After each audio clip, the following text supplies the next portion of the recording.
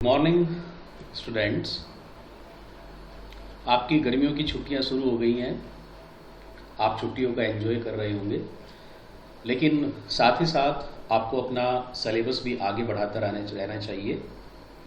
तो इसी के लिए जो आज मैं आपके लिए वीडियो लेकर आया हूँ, उसमें मैं आपको समझाऊंगा मॉल कंसेप्ट पर आधारित कुछ आंकिक प्रश्न। बच्चों, जैसे मैंने आपको बताया था कि मॉल कंसेप्ट एक बहुत ही इम्पोर्टेंट कंसेप्ट है हमारे एग्ज़ाम पॉइंट ऑफ व्यू से, तो आप इसको बहुत ध्यान से समझिए। मैं जो एग्जाम्पल्स आपको कराऊंगा उसके बाद भी आप जो आपकी बुक है आप उसमें से कुछ एग्जाम्पल्स करके देखिए। तो चलिए वीडियो को शुरू करते हैं, लेकिन उससे पहले मैं आपको याद दिला दूं कि यदि आप मेरे चैनल पर नए हैं, अभी मेरे साथ जुड़े हुए नहीं हैं, तो आप चैनल को सब्सक्राइब करिए, लाइक करिए और अच्छे अच्छे कमेंट्स भी दीजिए। तो ठीक है बच्चों, चलो हम आज शुरू करते हैं। हमारा जो लेसन नंबर 1 है उसका एक बहुत अच्छा टॉपिक मॉल संकल्पना पर आधारित आंकिक प्रश्न।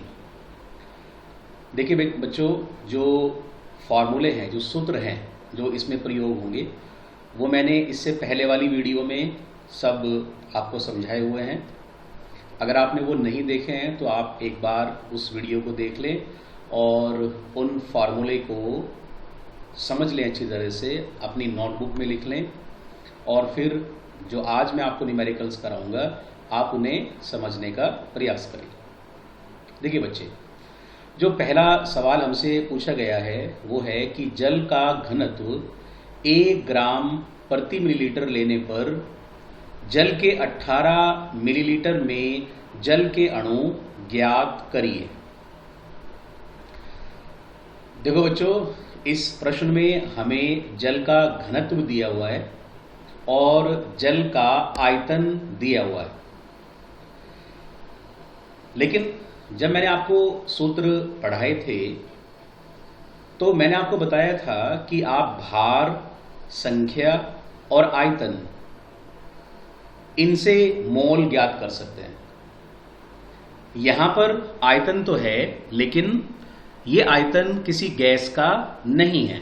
मैंने आपको बताया था कि जो आयतन वाला जो फॉर्मूला है वो सिर्फ गैस के लिए लगेगा, आप इसको भूलना मत। तो देखिए, सबसे पहले हम क्या करेंगे कि घनत्व और आयतन की सहायता से हम जल का भार ज्ञात करेंगे। तो देखिए बच्चों, हमें क्या दिया हुआ है? हमें दिया हुआ है जल का घनत्व 1 ग्राम प्रति मिलीलीटर, हमें इसका आयतन दिया हुआ है 18 मिलीलीटर और अणुओं की संख्या हमें ज्ञात करनी है। जो अणुओं की संख्या है वो हमें ज्ञात करनी है। ठीक है बच्चों, अब देखिए घनत्व किसके बराबर होता है? देखिए, घनत्व बराबर होता है भार बटे आयतन के। ठीक है ना? अब देखिए, यहां घनत्व हमें दिया हुआ है 1 ग्राम प्रति मिलीलीटर, भार हमें ज्ञात करना है और जो आयतन है ये हमें दिया हुआ है 18 मिलीलीटर। ठीक है बच्चों, तो इस सूत्र से हमें भार प्राप्त हो गया 18 ग्राम। अब देखिए, हमारा जो ये न्यूमेरिकल है ये अपनी नॉर्मल अवस्था में आ गया। अब हमारे पास भार है 18 ग्राम। जल का ग्राम अणु भार आप जानते हैं कि 18 ग्राम ही होता है, और आपको मैंने ये भी बताया था कि जो ग्राम अणु भार है ये 6.023 इंटू 10⁻23 अणुओं के बराबर होता है। देखो बच्चों, किसी भी यौगिक का अगर ग्राम अणुभार लिया जाए, किसी भी यौगिक का अगर ग्राम अणुभार लिया जाए, देखिए ये अलग अलग होगा, सब यौगिकों के लिए अलग अलग होगा। तो यदि हम किसी यौगिक का ग्राम अणुभार लेते हैं तो उसमें अणुओं की संख्या सदैव 6.023 इंटू 10⁻23 होगी। क्या आप इसको याद रखेंगे हमेशा के लिए? अब देखिए, अगर आप किसी भी यौगिक का ग्राम अणुभार लेते हैं, अब मैंने आपको समझा दिया कि अलग अलग यौगिक के लिए ये अलग अलग होगा, लेकिन उसमें अणुओं की संख्या सदैव समान होगी, और वो कितनी होगी? 6.023 इंटू 10⁻23। ठीक है ना बच्चों, ये बात आपको ध्यान रहेगी। अब देखिए, जल का ग्राम अणु भार कितना है? 18। तो 18 ग्राम में अणुओं की संख्या कितनी होगी? 6.023 इंटू 10⁻23। तो बताओ 1 ग्राम में कितनी होगी? अब देखिए, हमें यहाँ ज़्यादा भार में अणुओं की संख्या दी हुई है, कम भार में अणुओं की संख्या पूछ रहा है, तो हम इससे भाग दे देंगे। तो 6.023 इंटू 10⁻23 अपॉन 18। अब इसने जो भार हमें दिया है वो भी 18 ग्राम ही है। तो 18 ग्राम में अणुओं की संख्या कितनी होगी? अब देखिए, यहाँ हमें कम का मान दिया हुआ है, ज़्यादा का मान पूछ रहा है, तो हम यहाँ गुणा करेंगे। तो 6.023 इंटू 10⁻23 इंटू 18 अपॉन 18। अब देखिए, 18 से 18 तो कैंसिल हो गया, तो हमारे पास कितने अणु आए? 6.023 इंटू 10⁻23। ये हमारा पहला प्रश्न हुआ। अब हम आगे बढ़ते हैं दूसरे प्रश्न की तरफ। देखिए, यहां हमारे से पूछा गया है कि यदि एक इलेक्ट्रॉन पर 1.6 इंटू 10⁻⁻19 कूलाम का आवेश हो तो 1 मोल इलेक्ट्रॉन पर कुल कितना आवेश होगा? देखिए बच्चे, मैंने आपको बताया था कि जो 1 मोल है, 1 मोल परमाणु, 1 मोल अणु, 1 मोल आयन, 1 मोल इलेक्ट्रॉन, 1 मोल प्रोटॉन, या कोई भी स्पीसी जो 1 मोल होगी, उसका मान कितना होगा? 6.023 इंटू 10⁻23। अब देखिए, 1 इलेक्ट्रॉन पर कितना आवेश है? 1.6 इंटू 10⁻⁻19 कूलाम, ये दिया हुआ है प्रश्न में। अब 1 मोल इलेक्ट्रॉन पर आवेश आपको निकालना है, तो सबसे पहले आपको ये पता होना चाहिए कि 1 मोल इलेक्ट्रॉन में कितने इलेक्ट्रॉन होते हैं। अब जैसा मैंने आपको पहले भी बताया था कि 1 मोल इलेक्ट्रॉन बराबर होंगे 6.023 इंटू 10⁻23 के। ठीक है ना बच्चों, बात समझ में आई? अब देखिए, 1 इलेक्ट्रॉन पर आवेश आपको पता है, 1 मोल इलेक्ट्रॉन यानी 6.023 इंटू 10⁻23 इलेक्ट्रॉन पर कितना आवेश होगा, ये आपको निकालना है। तो सिंपल सी बात है, 1 इलेक्ट्रॉन पर आवेश है इतना, कुल इलेक्ट्रॉनों की संख्या है इतनी, तो दोनों को मल्टीप्लाई कर दीजिए। तो दोनों को मल्टीप्लाई करने के बाद जो हमारा आंसर आएगा वो 1 मोल इलेक्ट्रॉनों पर आवेश होगा। चलिए जल्दी से आगे बढ़ते हैं नेक्स्ट क्वेश्चन की तरफ। जो अगला क्वेश्चन है उसमें हमारे से पूछा गया है, निम्नलिखित में परमाणुओं की संख्या ज्ञात करो। देखिए, आपको कुछ डेटा दिया हुआ है, जैसे पहले आपको 52 मोल दिए हुए हैं हीलियम के। ये 52 मोल किसके हैं? हीलियम के दिए हुए हैं। और दूसरा 52 यूनिट मास दिया हुआ है हीलियम का, और तीसरा 52 ग्राम दिए हुए हैं हीलियम के। तो आपसे ये पूछा गया है कि इनमें आप परमाणुओं की संख्या ज्ञात करिए। तो देखो बच्चों, ध्यान रखिए कि जब आपसे हीलियम जब आपको दिया गया है तो वो एक तत्व है और आपको उसमें परमाणुओं की संख्या निकालनी है। तो देखो, 1 मोल तत्व में कितने परमाणु होते हैं? 6.023 इंटू 10⁻23। ये मैंने आपको समझा रखा है, याद है ना? 1 मोल में कितने परमाणु? 6.023 इंटू 10⁻23 परमाणु। तो 52 मोल में कितने होंगे? देखिए, 1 मोल कम का मान हमें दिया हुआ है, ज़्यादा का मान हमारे से पूछ रहा है, तो आप क्या करोगे? आप इसको मल्टीप्लाई करोगे। तो आपने 52 को मल्टीप्लाई कर दिया 6.023 इंटू 10⁻23 से। ठीक है ना बच्चों? तो आपको जो परमाणुओं की संख्या है ये मिल गई। क्लियर? पॉइंट समझ में आ गया? चलिए फिर हम आगे बढ़ते हैं इसके दूसरे पार्ट की तरफ। देखिए ये थोड़ा सा इसने एक ट्रिकी क्वेश्चन है, थोड़ा सा आप इसमें फंसना मत। देखिए इसने कहा कि 52 मोल में परमाणु बताने हैं, 52 एटॉमिक मास यूनिट में परमाणु बताने हैं और 52 ग्राम में बताने हैं। तो देखिए आपको अलग अलग यूनिट्स दी हुई हैं। एक बार उसने मोल दिए हुए हैं, एक बार उसने आपको एटॉमिक मास यूनिट दी हुई है और एक बार आपको 52 ग्राम हीलियम दिया हुआ है। ठीक है ना? तो चलिए दूसरे पार्ट की तरफ चलते हैं। आपके पास 52 एटॉमिक मास यूनिट हैं हीलियम के, ठीक है ना? 52 एटॉमिक मास यूनिट हैं हीलियम के। तो हीलियम का परमाणु भार कितना होता है बच्चों? हीलियम का परमाणु भार होता है 4 इकाई।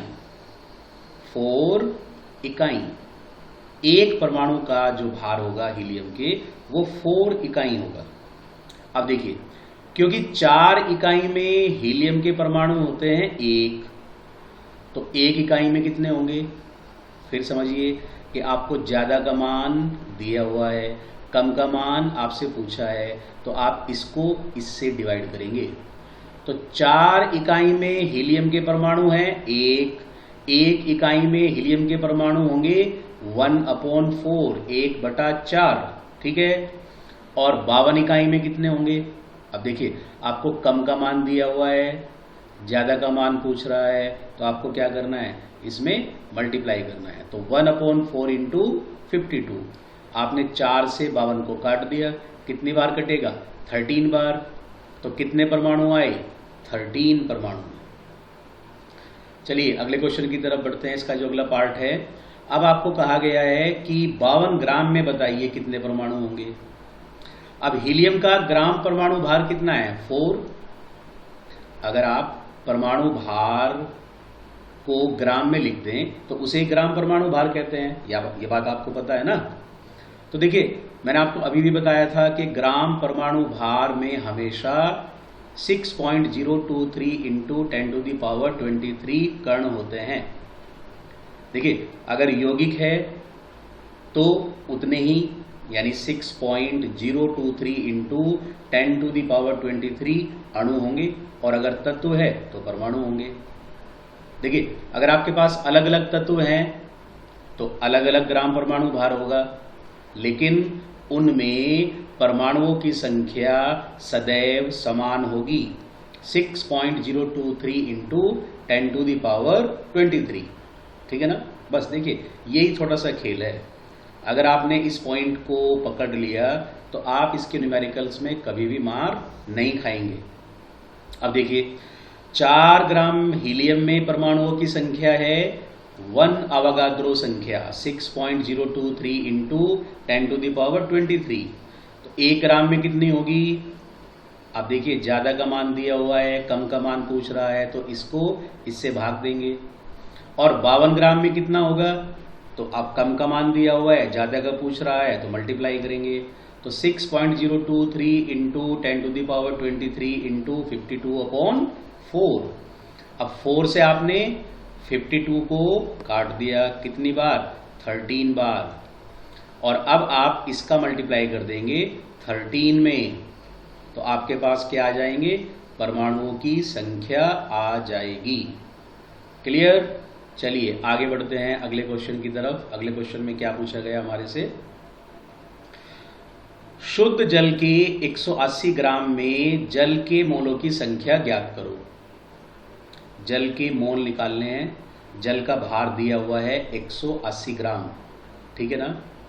तो सबसे पहले क्या करना है? हमें जल का ग्राम अणुभार लिख लेना है। अगर यौगिक है तो ग्राम अणुभार, और अगर तत्व है तो ग्राम परमाणु भार। अब जल का ग्राम अणुभार तो आप सबको पता ही होगा, 18 ग्राम होता है। 2 हाइड्रोजन है, 1 ऑक्सीजन है, तो 2 + 16 = 18। अब जो भार जिसमें आपको जल के मोल निकालने हैं वो है 180 ग्राम। अब देखिए ग्राम अणुभार में अणुओं की संख्या कितनी होती है? अभी अभी बताई है मैंने, याद है ना, 6.023 इंटू 10⁻23। तो क्योंकि ग्राम अणुभार 18 है तो 18 ग्राम में 6.023 इंटू 10⁻23 अणु। 1 ग्राम में कितने? अब देखो, मैं अब नहीं बताऊंगा आपको, मैंने आपको कई बार बता लिया, तो अब आपको पता होना चाहिए कि डिवाइड करना है, ठीक है ना। तो 1 ग्राम में कितने होंगे? 6.023 इंटू 10⁻23 अपॉन 18। और 180 ग्राम में कितने होंगे? अब आपने इसको मल्टीप्लाई कर दिया 180 से।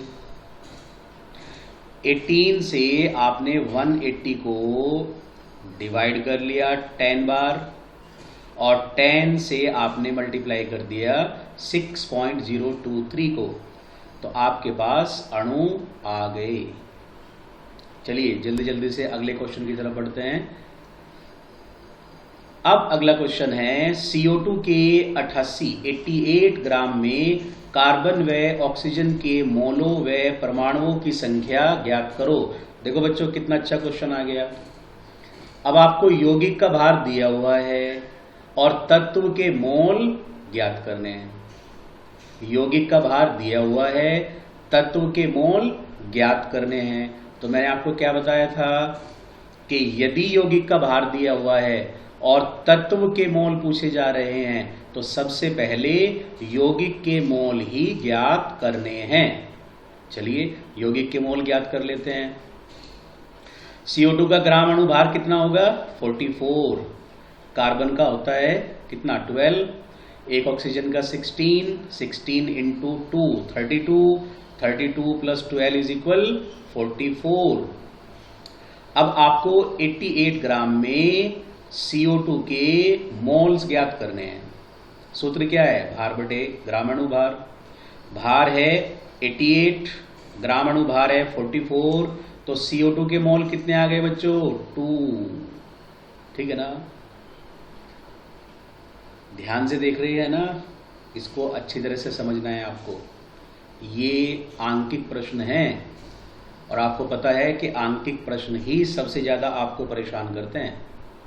तो अगर आपने आंकिक प्रश्नों में महारत हासिल कर ली तो आगे आपके लिए फ्यूचर बहुत ही अच्छा होगा। और अगर आंकिक प्रश्नों में गोते खाने लगे तो बस फिर तो भाई ऊपर वाला मालिक, फिर हम कुछ नहीं कर सकते। आंकिक प्रश्नों पे सारा जोर लगाओ। अब देखिए CO2 के कितने मोल आ गए? 2 मोल आ गए। ठीक है, अब एक CO2 में कार्बन कितने हैं? 1। CO2 के मोल कितने हैं? 2। तो कार्बन के मोल कितने होंगे? 2 इंटू 1। देखिए 2 तो हमारे पास मोल है और एक CO2 में 1 कार्बन है, तो हमने दोनों को मल्टीप्लाई कर दिया, तो कार्बन के मोल कितने आ गए? 2। अब बताओ, 1 मोल में कार्बन, अगर आपके पास 1 मोल कार्बन है तो उसमें कितने परमाणु होंगे? 6.023 इंटू 10⁻23। ठीक है ना, तो 2 मोल में कितने होंगे? 2 से मल्टीप्लाई कर दो, कौन सी बड़ी बात है। आपने मल्टीप्लाई कर दिया, आपके पास इतने मोल्स आ गए। अब यही कंसेप्ट आप ऑक्सीजन के लिए लगा लीजिए। अब एक CO2 में कितने ऑक्सीजन है? 2। आपके पास मोल कितने हैं CO2 के? 2। तो 2 इंटू 2 इज इक्वल 4, यानी CO2 के 2 मोलों के अंदर ऑक्सीजन के 4 मोल आएंगे। समझ रहे हो ना? तो अब ऑक्सीजन के परमाणु कितने होंगे? अब 1 मोल में इतने परमाणु, 4 में कितने? मल्टीप्लाई कर दो तो आपके पास आंसर आ जाएगा। ठीक है ना, बात समझ में आ रही है? चलिए फिर जल्दी से हम आगे की तरफ बढ़ते हैं, अगले क्वेश्चन की तरफ। अब अगले क्वेश्चन में ये आपसे कह रहा है कि 3.2 ग्राम सल्फर में सल्फर के परमाणुओं की संख्या ज्ञात करो। 3.2 ग्राम सल्फर, सल्फर एक तत्व है, उसके 3.2 ग्राम दिए हुए हैं, और सल्फर के परमाणुओं की संख्या ये पूछ रहा है। तो कर सकते हो ना? तो सबसे पहले क्या करना है, क्योंकि तत्व है तो ग्राम परमाणु भार देख लीजिए कितना होगा। ग्राम परमाणु भार होगा 32। ठीक है ना। अब सल्फर का भार कितना है? 3.2 ग्राम। तो भार बटे ग्राम परमाणु भार, ये हमारा सूत्र है। तो 3.2/32 इज इक्वल 0.1। कितने मोल आ गए? 0.1। भार को ग्राम परमाणु भार से भाग दे दीजिए, आपके पास मोलों की संख्या आ जाएगी। अब 1 मोल सल्फर में कितने परमाणु होते हैं? अब ये भी बताना पड़ेगा क्या बार बार? ये तो तुम्हें पता लग गया होगा। अब 6.023 इंटू 10⁻23। तो 0.1 मोल में कितने होंगे? 0.6023 इंटू 10⁻23। आप चाहें तो अपने आंसर को यहीं छोड़ सकते हैं। अगर आप चाहें तो आप इसको साइंटिफिक नोटेशन में भी लिख सकते हैं। आप दोनों में आप इसको लिख सकते हैं। ठीक है बच्चों, चलिए आगे की तरफ बढ़ते हैं, अगले क्वेश्चन की तरफ। क्या कहता है अगला क्वेश्चन, इसको देख लीजिए। अगला क्वेश्चन कहता है कि एसटीपी पर Cl2 गैस के 44.8 लीटर में गैस के मोलों की संख्या ज्ञात करो। अब देखो बच्चों, ये वही सूत्र आ गया जो गैस पर अप्लाई होगा। मैंने आपको बताया था, अगर आपको याद नहीं है तो मेरी जो पहले वाली वीडियो है मोल कंसेप्ट के ऊपर, आप उसे देख लीजिए। मैंने उसमें आपको बताया था कि यदि कोई गैस है और एसटीपी पर उसका आयतन 22.4 लीटर है, तो आपके पास उसके 1 मोल होंगे। या फिर आप ये भी कह सकते हैं कि एसटीपी पर किसी भी गैस के 1 मोल, जो 1 मोल होता है, 1 मोल के अंदर जो कुल आयतन होगा वो कितना होगा? 22.4 लीटर। एसटीपी पर किसी गैस के 1 मोल का आयतन 22.4 लीटर होता है। ठीक है बच्चों, बात समझ में आई? तो एसटीपी पर 1 मोल गैस का आयतन 22.4 लीटर। 1 लीटर 22.4 लीटर में मोलों की संख्या 1 लीटर में मोलों की संख्या 1/22.4। ठीक है ना? तो 44.8 लीटर में कितनी हो जाएगी? 1/22.4 इंटू 44.8। ठीक है ना? यानी 2 मोल। कुछ समझ में आ रहे हैं ये सवाल? चलिए जल्दी से फिर आगे के क्वेश्चन की तरफ बढ़ते हैं, अगले क्वेश्चन की तरफ। वीडियो भी शायद मेरी पॉज हो गई है, कनेक्शन शायद टूट गया है, तो चलो कोई बात नहीं। अब देखिए, आपको कहा गया कि किसी तत्व के 60.023 इंटू 10⁻23 परमाणु में उसके कितने मोल होंगे। अब आपसे जो है परमाणुओं की संख्या दे करके वो आपसे पूछ रहा है कि उसमें कितने मोल होंगे। चलिए मैं इस वीडियो को बंद ही कर देता हूँ। चलिए, तो 1 मोल परमाणु, कितने परमाणु होते हैं? 6.023 इंटू 10⁻23। अब देखिए 6.023 इंटू 10⁻23 परमाणु बराबर हैं 1 मोल के। तो एक परमाणु किसके बराबर होगा? 1/6.023 इंटू 10⁻23 के। अब हमें कितने परमाणु दिए हुए हैं? 60.023 इंटू 10⁻23। ठीक है ना? तो आपने इसको मल्टीप्लाई में ले आए आप, और इसको हल करने के बाद मोलों की संख्या कितनी आ गई? 10। चलिए बच्चों, आज के लिए फिर आखिरी क्वेश्चन है। H2SO4 के 3 मोलों में सल्फर व ऑक्सीजन के मोल तथा इनके परमाणुओं की संख्या ज्ञात करो। देखिए, H2SO4 के आपको 3 मोल दिए हुए हैं, तो एक H2SO4 में कितने हाइड्रोजन हैं? 2। ठीक है ना? अच्छा, ये सल्फर और ऑक्सीजन का पूछ रहा है, तो कितने सल्फर हैं? 1। तो 3 से इसको मल्टीप्लाई कर दो, आपके पास सल्फर के मोल आ गए। एक मोल में परमाणु कितने होते हैं? एक अवोगाद्रो संख्या। 3 में कितने होंगे? 3 से मल्टीप्लाई कर दो, ये भी आ गए। अब ऑक्सीजन के जो मोल हैं वो कितने होंगे? हमारे पास 3 मोल हैं H2SO4 के। एक H2SO4 में 4 ऑक्सीजन है, तो 4 × 3 = 12 मोल आ गए। अब एक मोल में परमाणु आपको पता है 12 मोल में कितने होंगे? सीधा मल्टीप्लाई कर दीजिए, तो आपके पास ये परमाणुओं की संख्या आ जाएगी। तो बच्चों देखिए, इन क्वेश्चंस को आप अच्छी तरह से समझें, वीडियो को पॉज करके इन्हें अपनी कॉपी पर नोट करते रहें और इनको हल करके देखें। वीडियो अगर आपको अच्छी लगती है तो आप इसे लाइक ज़रूर करें, सब्सक्राइब करें, और जो भी आपका सुझाव हो, जो भी आपको कोई कमेंट करना हो तो कमेंट भी करें। ठीक है ना बच्चों? चलिए अगली वीडियो में फिर मिलते हैं, तब तक के लिए हैव ए गुड डे।